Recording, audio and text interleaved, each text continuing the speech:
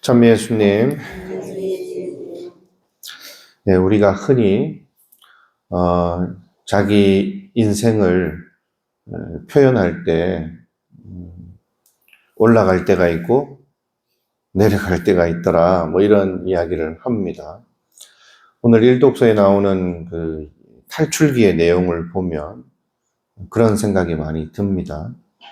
여기서 나오는 요셉 이야기를 보면 정확히 완전히 인생이 큰 위기를 겪고 나락으로 갔던 요셉이 오히려 그 일 때문에 이집트로 가서는 또 승승장구합니다. 성공합니다. 또 요셉이 그렇게 성공을 해 있는 동안에 고향이었던 가나안 땅에는 기근이 들고 그렇게 했죠. 그래서 그런 불행을 계기로 이집트로 다시 초대받아요.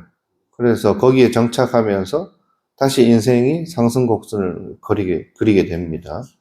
요셉의 개인의 인생을 보더라도 인생에 이제 굴곡이 보이고, 이스라엘 민족도 그렇습니다. 한참 잘 나갈 때 있었는데 또 이렇게 나락으로 떨어질 때가 있고 이제 그렇습니다. 여러분들도 지금까지 살면서 잘 나갔을 때가 있었겠죠?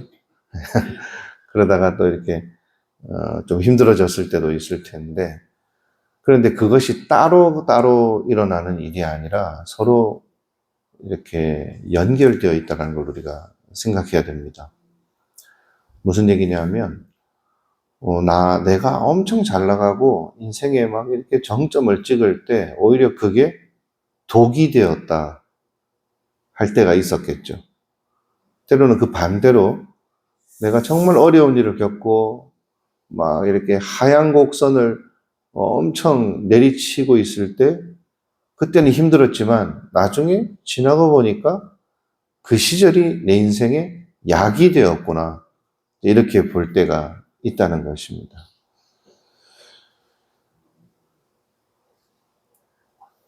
그러면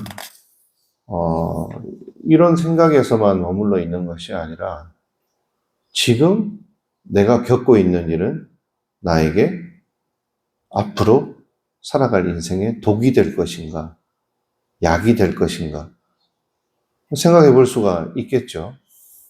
또 마찬가지로 어떤 사람은 똑같은 일을 겪어도 자기 자신에게 약이 되게 만드는 사람이 있고 독이 되게 만드는 사람도 있겠죠.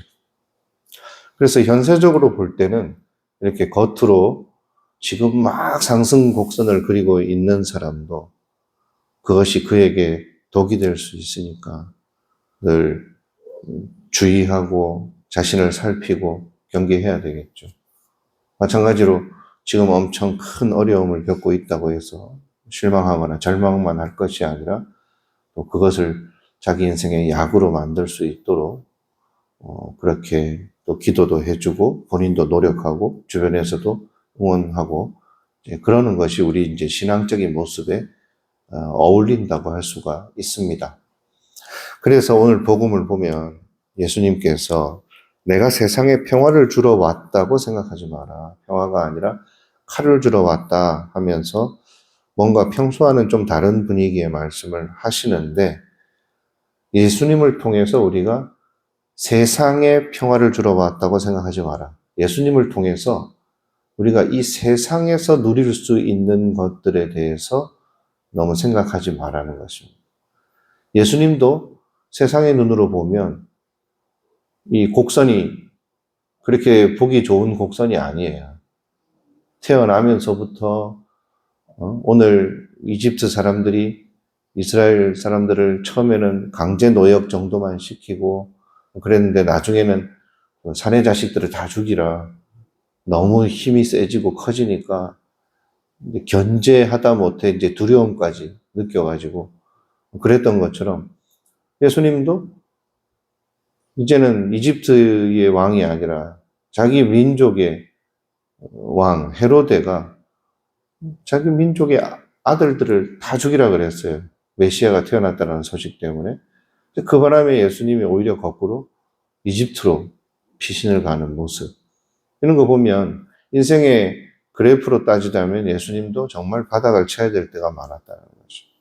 그 마지막 십자가의 모습도 실패한 모습, 평화를 다 상실한 모습, 인간적으로는 뭐 절망적이고 고통스럽기만 한 모습이었다라는 것이죠. 그런데 예수님의 그 선택이 수많은 영혼들에게 약이 되었습니다.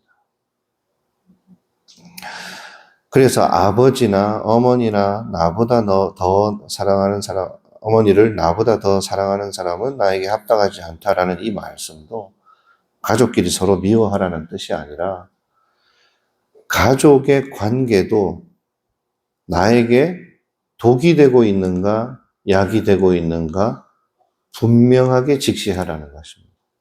심지어 가족인데도 나에게 늘 약이 되지 않을 수 있다는 거죠. 자식에 대한 어머니의 사랑이 그 자녀에게 독이 되고 있는가, 약이 되고 있는가 볼 수 있어야 되고, 우리가 가족에 대해서 생각하고 있는 나의 지금 생각과 또 애착과 모든 형태의 어떤 그런 관계의 모습이 서로에게 독이 되고 있나, 약이 되고 있나, 그런 것들을 생각할 수 있어야겠죠. 자, 이미 지나온 일들을 놓고도 이렇게 독이냐, 약이냐 잘 짚어보는 것은 우리가 앞으로 살아갈 남은 시간에 큰 의미를 줍니다. 내가 앞으로 마주하게 될 모든 일들을 내가 어떤 태도로 마주하느냐에 영향을 미치기 때문이죠. 그래서 예수님의 말씀을 가만히 묵상하면서 우리 자신은 과연 나에게 일어난 일이 좋은 일이든 나쁜 일이든 그것을 내 영혼의 구원에 있어서 약이 되는 쪽으로 이끌어가는 그런 신앙적인 사람인가 한번 잘 들여다보고 생각해 보면 좋겠습니다. 오늘 본 기도에서 이렇게 기도하고 있죠. 그리스도를 주님으로 고백하는 모든 이가 그 믿음에 어긋나는 것을 버리고 올바로 살아가게 하소서. 네.